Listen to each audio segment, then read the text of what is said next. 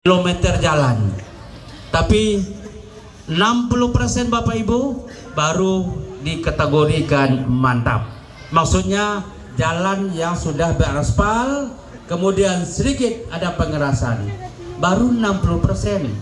Jadi kalau kami dulu pada saat 2020 baru 40%, sekarang baru 60%, ya. Kemudian Bapak Ibu, kita bicara juga pendidikan. Pendidikan kita sekarang bahwa IPM Sanggau nomor 10 se-Kalimantan Barat, ya. Artinya cukup tinggi.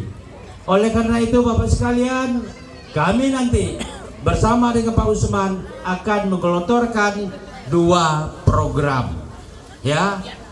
Kami sudah menyampaikan di mana-mana, yaitu program yang pertama adalah 1 KK 1 beasiswa,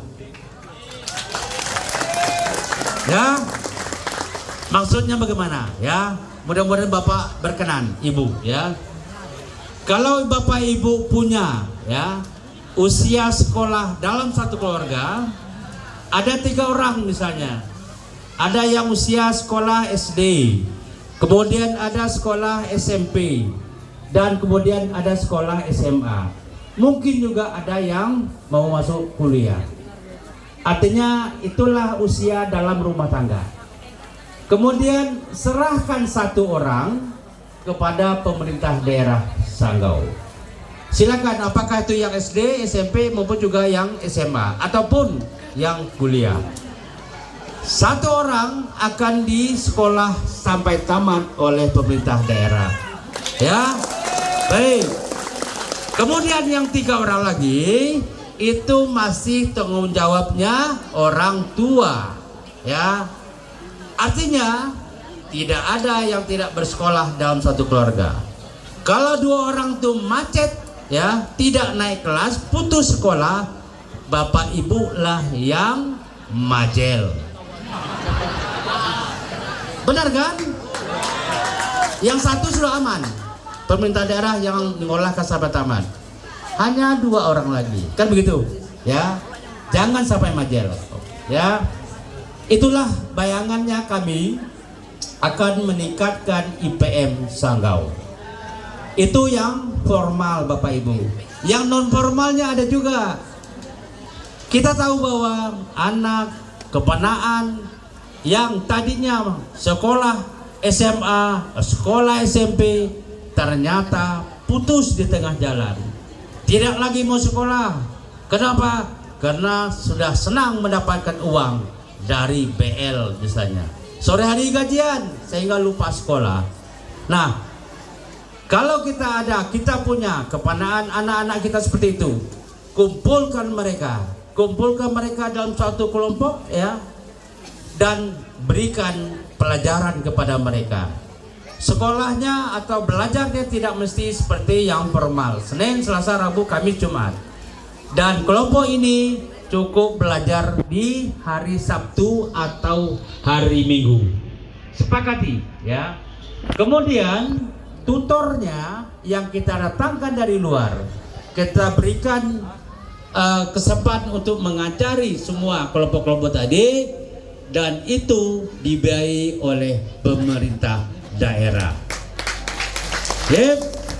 Yang penting anak-anak ini masih mau belajar. Kenapa? Kalau dia dapat ijazah dari paket C, paket B itu sama dengan ijazah yang didapat pada saat sekolah formal. Ada buka lowongan Satpam misalnya di PT, lalu tiba-tiba dikatakan syarat minimal SMA, dia bisa menggunakan ijazah paket C tadi, ya. Itu Bapak sekalian. Nah, kemudian berikutnya kita bicara adalah kesehatan. Kesehatan sudah jelas Bapak Ibu, kita juga berhak mendapatkan layanan kualitas kesehatan. Baik sarana prasarana, tenaga medis dan sebagainya. Ini yang harus kita lengkapi. Kemudian berikutnya, sekarang sudah, ya, didengung-dengungkan oleh pemerintah daerah, pemerintah pusat, bahwa kesehatan harus dititik beratkan untuk menurunkan angka stunting. Tahu stunting Bapak Ibu? Tahu? Nah, Bapak-bapak tahu stunting? Nah, Bapak kurang tahu. Kenapa Bapak mungkin tidak merasakan? Baik, stunting adalah anak-anak yang mengalami pertumbuhan yang tidak normal. Ya, seharusnya dia sudah 1,5 gitu ya, 1,5 meter sudah waktunya, ternyata masih semekot kata orang, semeter kotor. Ya, itu terganggu. Nah, Bapak Ibu sekalian, kami butuh ibu-ibu pengajian, ya, baik itu terung dalam perempuan Melayu dan sebagainya. Kami jadikan sebagai mitra pemerintah daerah untuk menangani, memberikan edukasi kepada para keluarga yang terkena stunting. Ya, berkunjunglah ke sana, berikan pemahaman bahwa stunting adalah ya, kemudian berikan mulai dari kandungan sampai dengan melahirkan, berilah asupan gizi yang maksimal, ya. Kemudian Bapak Ibu, kelompok-kelompok pengajian tadi, ya, kalau mau berkunjung ke satu tempat di daerah yang kena stunting, biaya operasional ditanggung oleh pemerintah daerah. Tujuh.